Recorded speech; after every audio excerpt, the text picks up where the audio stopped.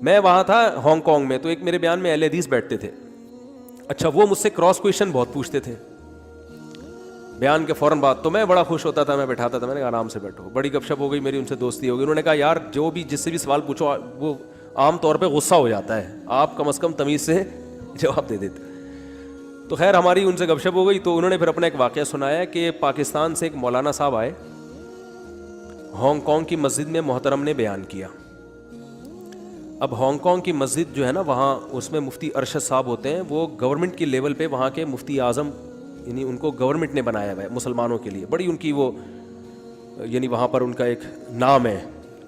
تو ان کے اپلیکیشن پہ ویزا مل جاتا ہے ہانگ کانگ کا, ورنہ ہانگ کانگ کا ویزا پاکستانیوں کے لیے بہت مشکل ہے. مجھے بھی انہوں نے انوائٹ کیا تھا. تو گورنمنٹ ان کو بڑا سپورٹ کرتی, یعنی گورنمنٹ میں ان کی بڑی ویلیو ہے. اچھا, انہوں نے بڑا ظرف کر کے بلایا کسی کو, چلیں جی وہ مسلک وسلک کا نہیں بحث میں پڑھتے, کوئی بھی مشہور اسکالر ہو جو قرآن و سنت کی بات کرتا ہو اس کو بھی وہ انوائٹ کرتے ہیں.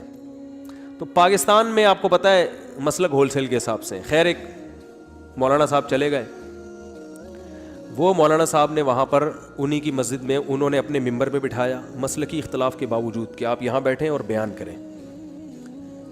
تو وہ خطیب صاحب نے بیان کیا, اور پورا بیان اتحاد امت پہ. کس پہ؟ امت کو جوڑنا ہے, امت کو کیا کرنا ہے, محبت, مسلک پرستی نہیں ہے, جوڑ, پشتو میں کہتے ہیں جوڑ توڑ سنگے مڑوڑ, سنا ہے نا.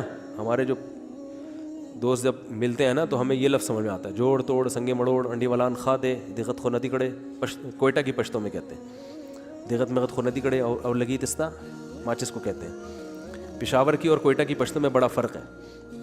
تو ہمارے ایک دوست تھے بڑے مزاحیہ, وہ پھر جب ملتے تھے نا ہمارے شاگردوں سے وہاں کوئٹہ میں, تو کہتے تھے جوڑ توڑ سنگے مروڑ شینی ہتھوڑے کشمش پکوڑے.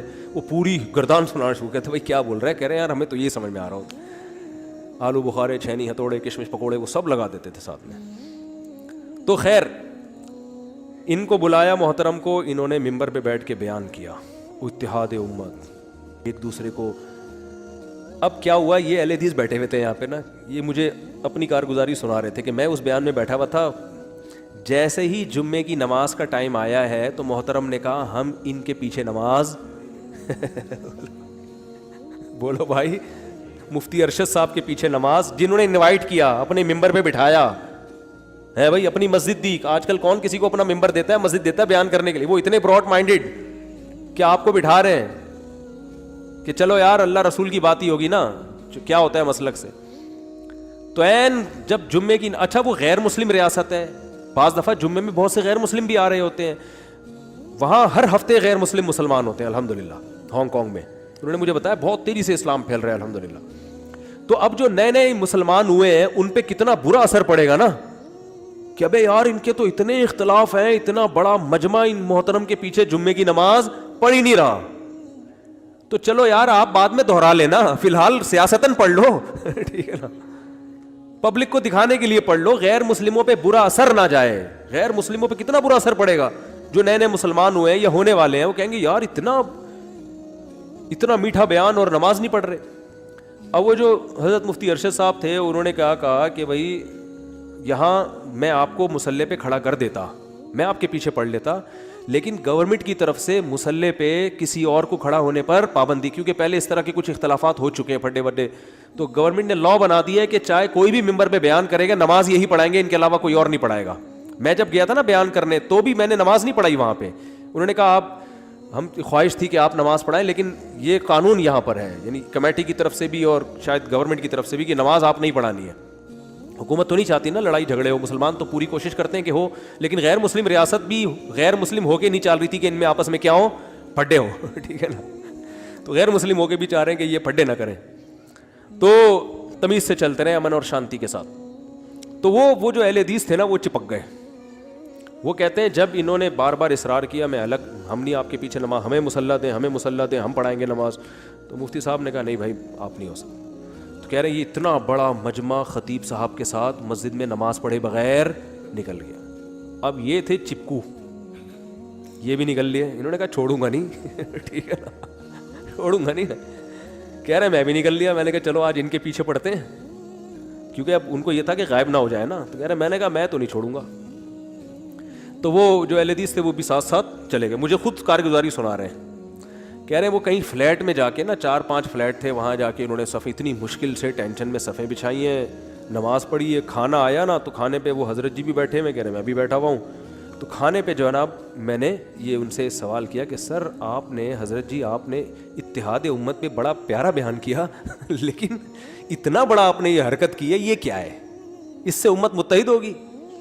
تو کہہ رہے ہیں جیسے ہی میں نے کہا نا تو ان کے سارے جو مریدین ہوتے ہیں نا, وہ ایک سیاستدان تقریر کر رہا تھا نا, کہ ایک سیاستدان تقریر کر رہا تھا تو اس کو وہ ہوتے ہیں نا اسسٹنٹ ہوتے ہیں ان کے, وہ پہلے اپنے جو لیڈر کی تعریفیں کرتے ہیں کہ آپ یہ ہیں تو یہ ہیں, آپ یہ بادشاہ ہیں تو آپ جو ہے نا ان کی عوام ہیں, یہ لیڈر ہیں تو آپ ان کے ماتحت ہیں, ایسے کر کے وہ. تو ایک نے کہا یہ دیگ ہیں تم ان کے چمچے ہو یہ دیگ ہیں تم ان کے چمچے ہو. تو وہ جتنے چمچے بیٹھے ہوئے تھے نا, کہہ رہے ہیں جب میں نے ان سے کہا کہ حضرت اچھا یہ ہوشیار بہت تھے, بڑی تمیز سے اعتراض کرتے تھے نا, ایسے گھننے بن کے بڑے آرام سے, کہ لگے نا کہ اعتراض کر رہا ہوں, کیونکہ میرے پر بہت سارے اعتراضات کر چکے تھے یہ تو مجھے لوگوں نے کہا کہ ان سے ہوشیار رہنا. میں نے کہا آنے دو انشاءاللہ کوئی مسئلہ نہیں ہے کرنے, لیکن مجھ سے مطمئن تھے وہ الحمدللہ. وہ مولانا ابوالکلام آزاد جو تھے نا, وہ پاکستان بنانے کے قائل نہیں تھے, مولانا اشرف علی تھانوی قائل تھے. تو کسی نے مولانا اشرف علی تھانوی رحمۃ اللہ علیہ سے فرمایا کہ ابوالکلام آزاد آپ سے پاکستان کے بارے میں بحث کرنا چاہتے ہیں. اور ابوالکلام جو تھے نا یہ واقعی کلام کے بڑے ماسٹر بھی تھے, بڑا بولنا آتا تھا ان کو. تو حکیم الامہ نے فرمایا کہ ابوالکلام کو آنے دو, آئے گا تو جد الکلام کو پائے گا. ابوالکلام کا مطلب کلام کا باپ.